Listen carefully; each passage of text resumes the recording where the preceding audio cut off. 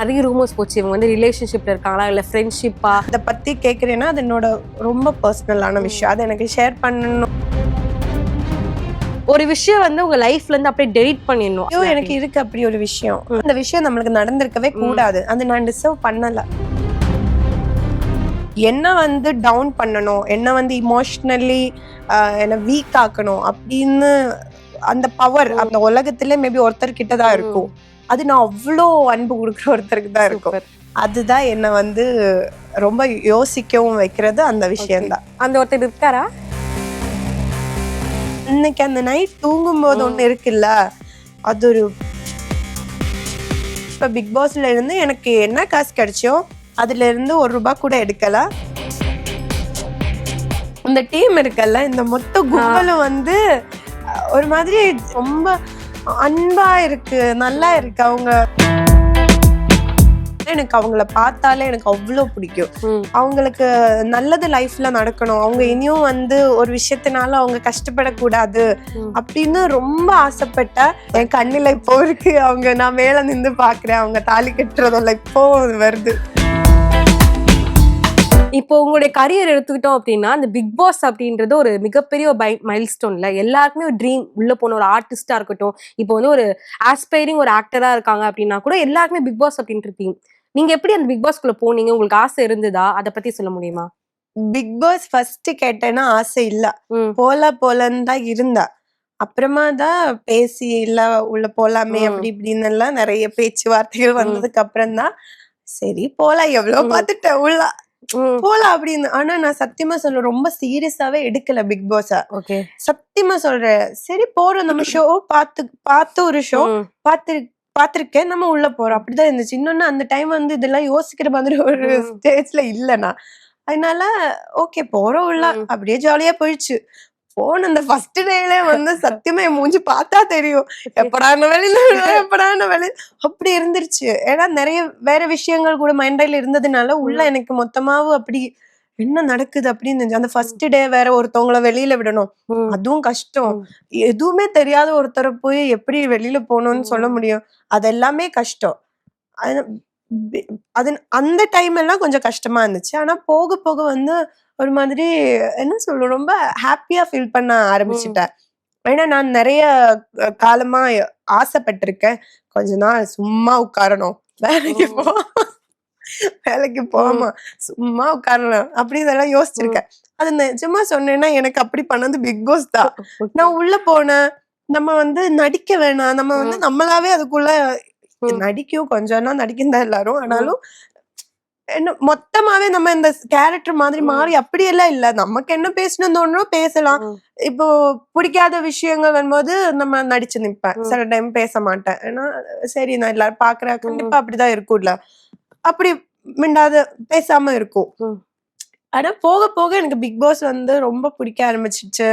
அந்த வீட்டுக்குள்ள இருக்கிற அந்த ஒவ்வொரு நிமிஷம் இருந்தாலும், ஒவ்வொரு இடமா இருந்தாலும், ஒவ்வொரு பொருட்களா இருந்தாலும், அது எல்லாமே எனக்கு ரொம்ப ஸ்பெஷலா இருக்கு. இப்போ யோசிச்சாலுமே அந்த எல்லாமே ரொம்ப ஸ்பெஷலா இருக்கு. உள்ள இருக்கு நிறைய மெமரிஸ், மறக்கவே முடியாத லைஃப்ல ஹாப்பியா இருந்திருக்கேன், உண்மையா வாழ்ந்திருக்கேன். அந்த மாதிரி ஒரு வீடு.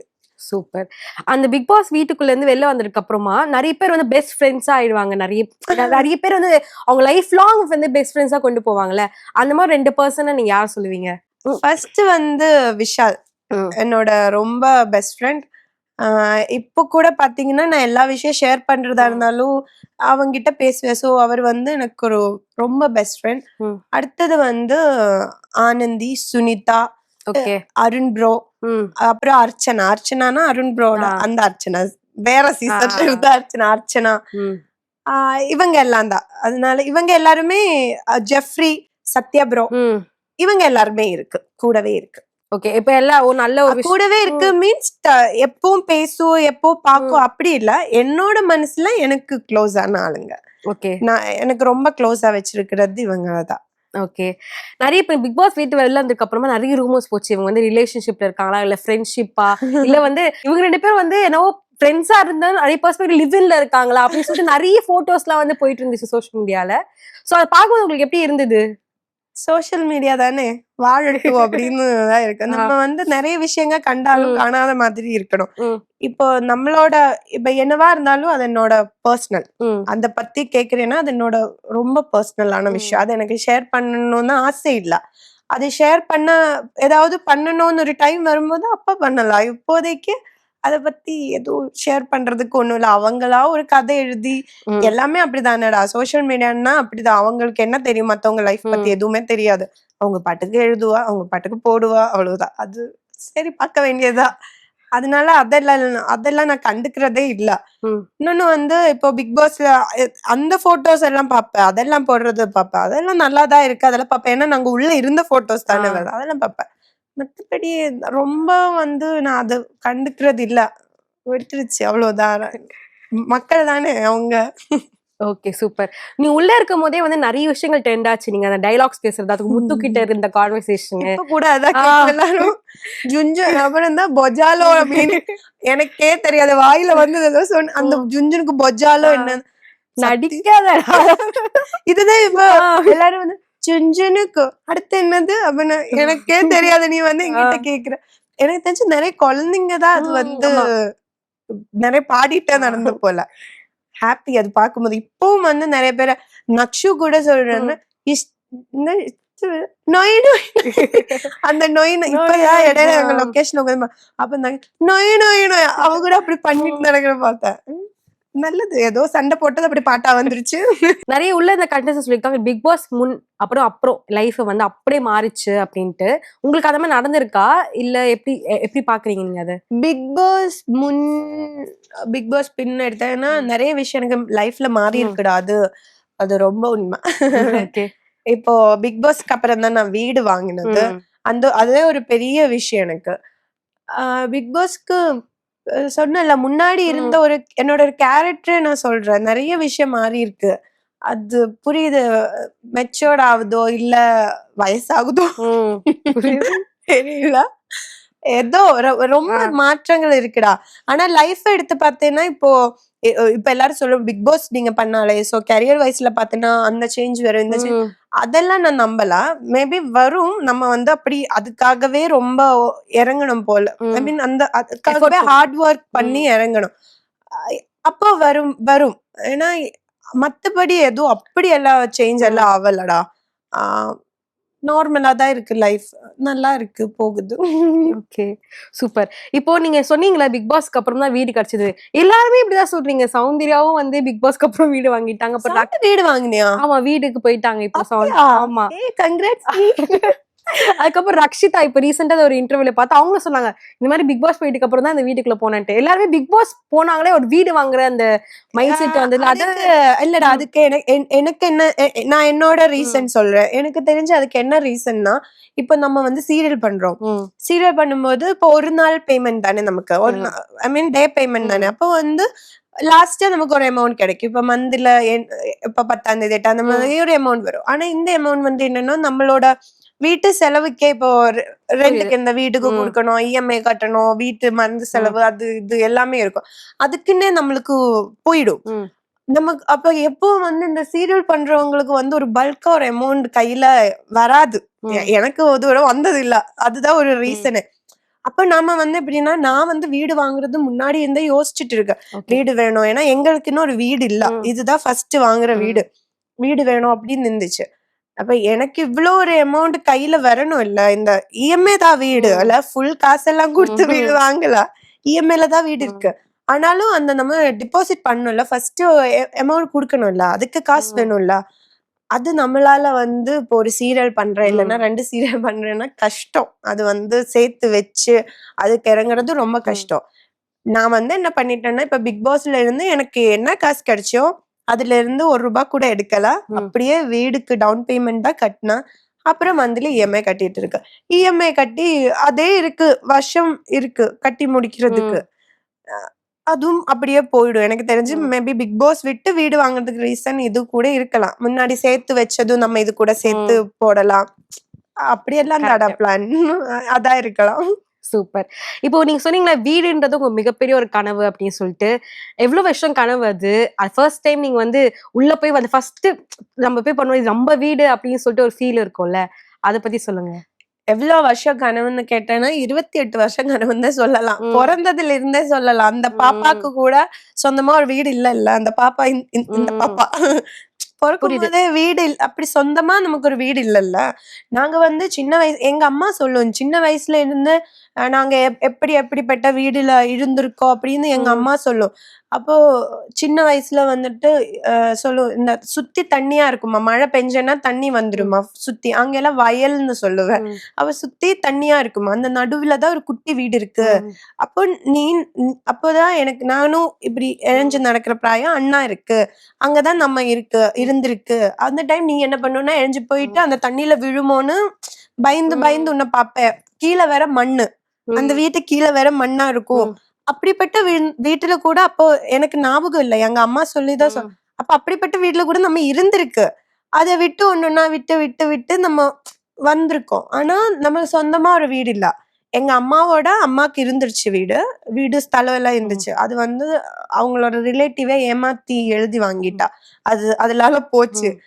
ஆனா நமக்கு சொந்தமா அப்படி ஒரு வீடு இல்ல.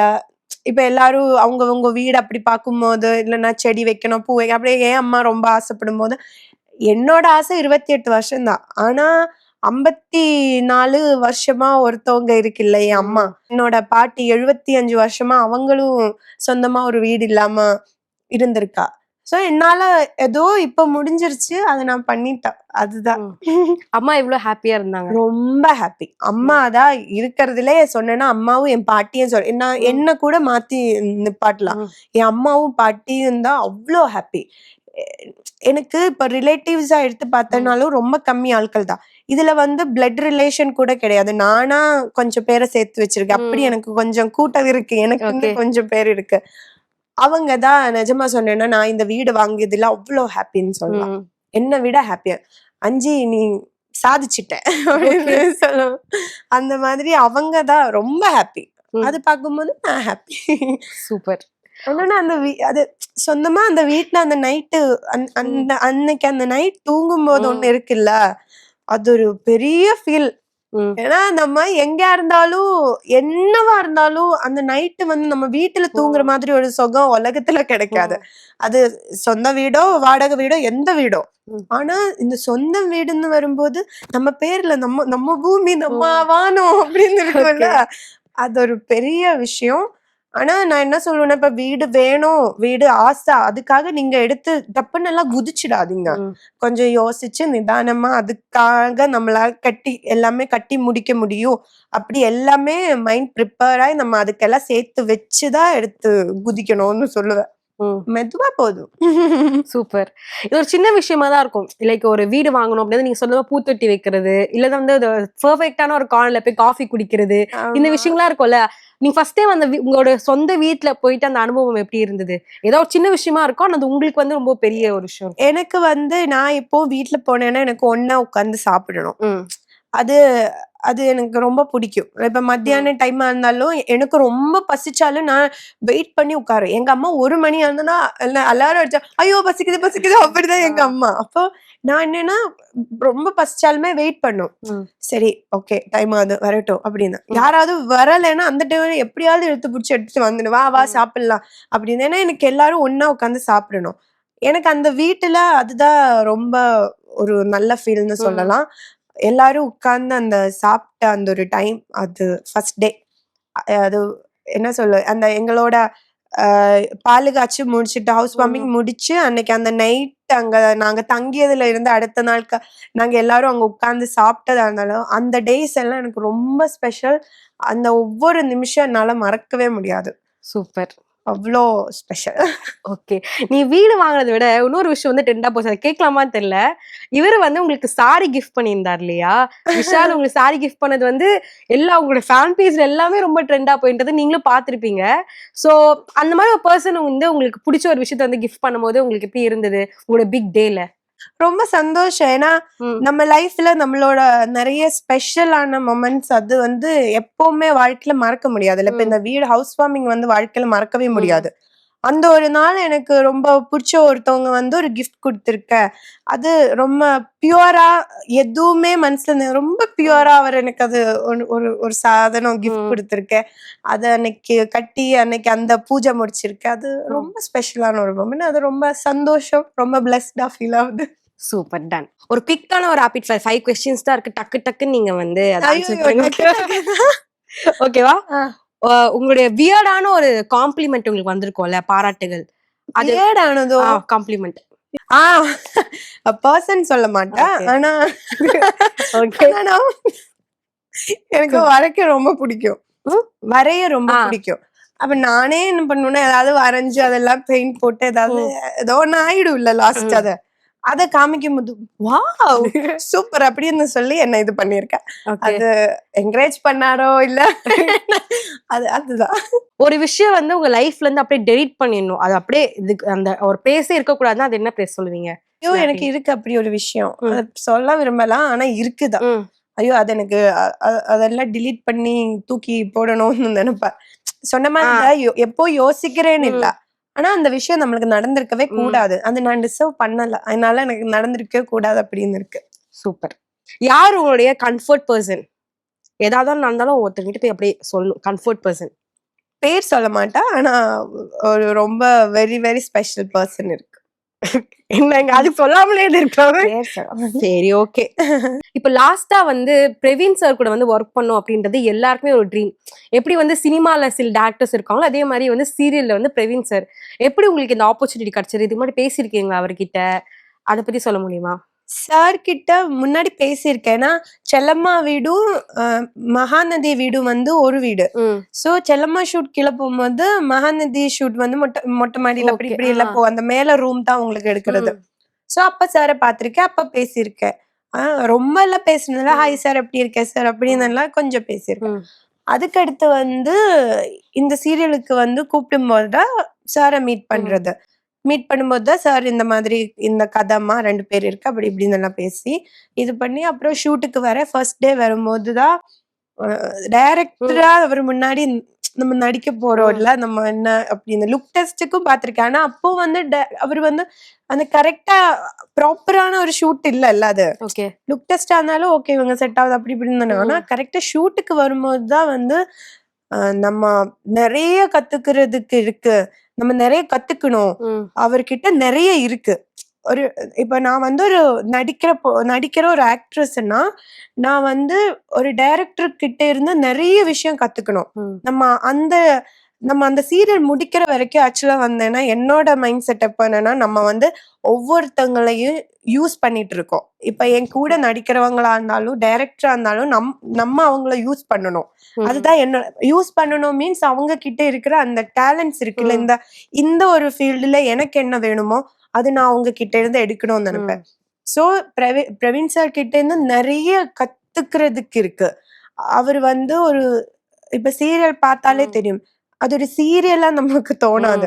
நிறைய விஷயங்கள் நம்மளோட ஆக்டிங்கா இருந்தாலும் சரி, நம்ம பாக்குறதா இருந்தாலும் சரி, இல்லைன்னா நம்ம பேசுறதா இருந்தாலும் எல்லாமே அவரு கவனிக்கும். அவரு சொல்லி தரும். இப்ப எனக்கு வந்து கொஞ்சம் நீட்டம் இருக்கு பேசும்போது. நான் கொஞ்சம் நீட்டி இப்ப டைலாக்ஸ் கேட்டு எடுக்கணும்ல, அப்போ கொஞ்சம் நீட்டி பேசுவேன். ஆனா அத அவரு வந்து நீட்டி பேசாத அப்படின்னு சொல்லி கொடுத்து அத அங்க கட் பண்ணி அது இப்ப வந்து நான் மைண்ட்ல வச்சு எப்போ நடிக்கும் நீட்டி பேசக்கூடாது அப்படின்னு மைண்ட்ல இருக்கும்.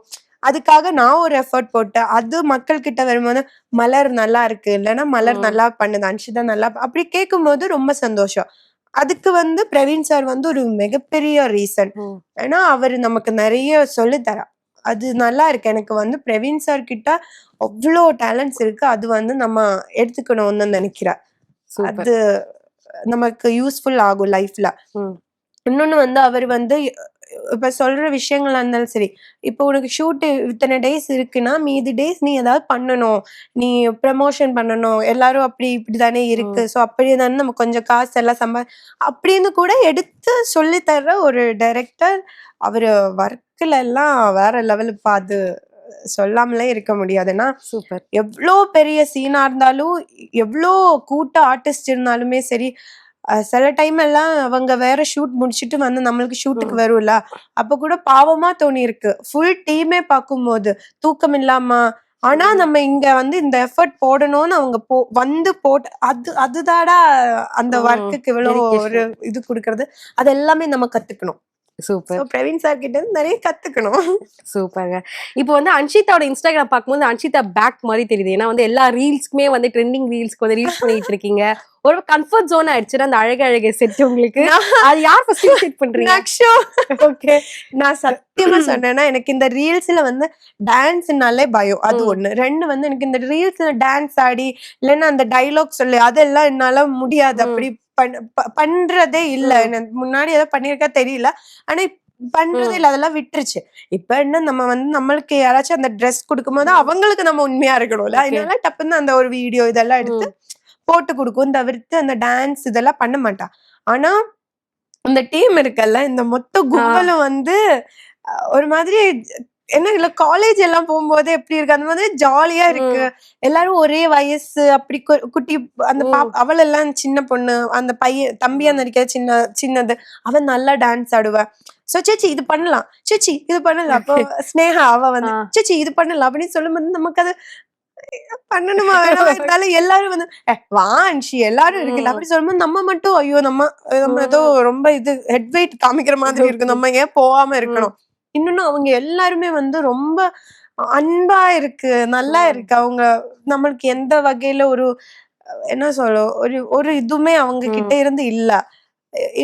இத்தனைக்கும் வந்து இப்ப இடையில ஒரு ஷோல ஒரு பிராங்க் தான் பண்ண. ஆனா நான் உண்மையாலுமே பார்த்தேன். என்னோட கண்ணு தண்ணி வந்த போது அவங்களுக்கு எல்லாம் எப்படி அது ஃபீல் ஆச்சு.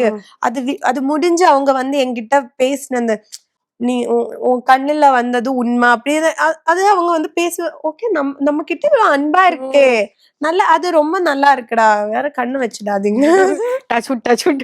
ஓகே, நல்லா இருக்கு. அதனாலதான் ரீல்ஸ் எல்லாம் பண்றது.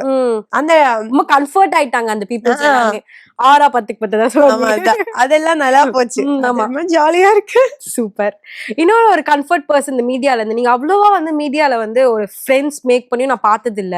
இதுக்கு முன்னாடி வந்து பாத்தீங்கன்னா பிரியங்கா அண்ட் சுனிதா, அவங்க கிட்ட வந்து நீங்க அவ்வளவு க்ளோஸா நீங்க ரொம்ப எமோஷனலா வந்து அட்டாச் ஆனீங்கல்ல. பிரியங்கா அக்கா பிரியங்கா அக்காவை பத்தி நான் சுனு நான் முன்னாடி சொன்ன அந்த அந்த அந்த இங்க இருக்கு அவளும் எனக்கு. பிரியங்கா அக்கா வந்து நான் எப்போ சொல்லுவேன், எனக்கு சம்திங் ஸ்பெஷல். எனக்கு அவங்கள ரொம்ப பிடிக்கும். அது இப்போ நாங்க போய் பேசி அதுவும் கிடையாது. ஆனா எனக்கு அவங்கள பார்த்தாலே எனக்கு அவ்வளவு பிடிக்கும். எனக்கு உண்மையாலுமே பிரியங்கா இன்னொரு பர்சனை வந்து ரொம்ப ரொம்ப பிடிக்கும். நான் நிஜமா அவங்கள வந்து என்னோட ஒரு அக்காவா வச்சிருக்கேன். எனக்கு எப்போ இடையில மெசேஜ் செல்லும் அப்படின்னு மெசேஜ் போடும். அது பார்க்கும்போது வேற அப்படி குளுகுளுன்னு இருக்கும் எனக்கு மனசு. அவன் என்ன பண்றே, நல்லா இருக்கியா அப்படின்னு எல்லாம் கேட்கும்போது ரொம்ப சந்தோஷம். அப்புறம் மிஸ்யூன்னு எல்லாம் அனுப்பு. எனக்கு அந்த அந்த மிஸ்யூ எல்லாம் இருக்குல்ல, அதெல்லாம் ரொம்ப, ஏன்னா எனக்கு அப்படி யாரும் அமைக்கிறது இல்ல. ஐ மீன் அந்த எனக்கு தெரிஞ்ச அக்கா, அப்புறம் என்னோட ஒரு பெஸ்ட் ஃப்ரெண்ட் இருக்கு மான்வி, அவ என்னோட குழந்தை. அவள் எல்லாம் இந்த மிஸ்யூ இதெல்லாம் அமைக்கும் போது எனக்கு அது ஒரு மாதிரி ஃபீல் ஆகும். அந்த ஃபீல் ஆகணும்னா நான் உண்மையாலுமே அவங்க மேல எனக்கு அந்த பாசம் இருக்கணும். அந்த மாதிரி அக்கா உண்மையாலுமே பாசம் இருக்கிற ஒருத்தங்க. ஓகே, அவங்களோட மேரேஜ் பிக்ஸ் எல்லாம் பார்த்தோம். மோஸ்ட்லி வந்து ரொம்ப க்ளோசஸ்ட் பீப்புள் தான் கூப்பிட்டு இருந்தாங்க அவங்களோட மேரேஜ்க்கு. நீங்க அட்டென்ட் பண்ணியிருந்தீங்க. உங்களுடைய இன்ஸ்டாகிராம் போஸ்ட் அந்த கேப்ஷனும் ரொம்ப வந்து என்ன சொல்றது, ரொம்ப டச்சிங்கா இருந்துச்சு. என்ன அந்த பொண்ணு இப்படி வந்து எழுதியிருக்காங்க அப்படின்னு. அதை பத்தி சொல்லுங்க. வெட்டிங் அட்டென்ட் பண்ணீங்களா, அந்த விஷயங்கள் பத்தி? அது நான் சொல்றேன், அக்காவோட ரொம்ப க்ளோஸ் ஆன ஆளுங்க மட்டும்தான் இருந்தேன். அதுக்கே நான் வந்து ரொம்ப பிளஸ்டா ஃபீல் ஆகுது. ஏன்னா அவங்களோட அவ்வளவு க்ளோஸ் ஆன ஆளுங்க கூட்டத்துல நான் ஒருத்தி வந்திருக்கேன் வந்து எனக்கு ரொம்ப சந்தோஷம். அப்போ கண்டிப்பா என்ன அவங்களும் ரொம்ப க்ளோஸா வச்சிருக்கேன்னு தானே அதுக்கு அர்த்தம்.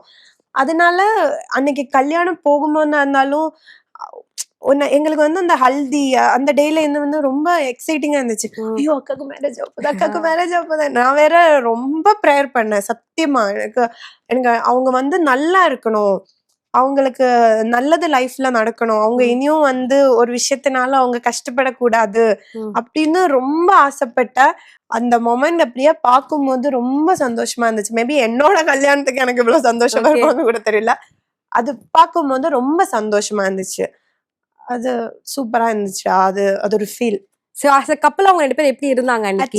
கியூட். அதுவா சொல்லுங்க. மாஷாஅல்லாஹ் கியூட். நல்லா இருந்துச்சு. ஏன்னா இப்போ அக்காவோட ஹஸ்பண்ட் அண்ணா கூடயும் ரொம்ப ஜாலியா பேசி நல்லா அங்க என்னன்னு எல்லாருமே நல்லா ஜாலியா பேசி அந்த மாதிரி ஆட்கள். சோ ரொம்ப நல்லா இருந்துச்சு. அக்காவே அவரே பார்க்கும்போது கூட ரொம்ப சந்தோஷமா இருந்துச்சு. அது நம்ம சில விஷயம் நம்மளால சொல்ல முடியாது இல்ல, சில ஃபீல்.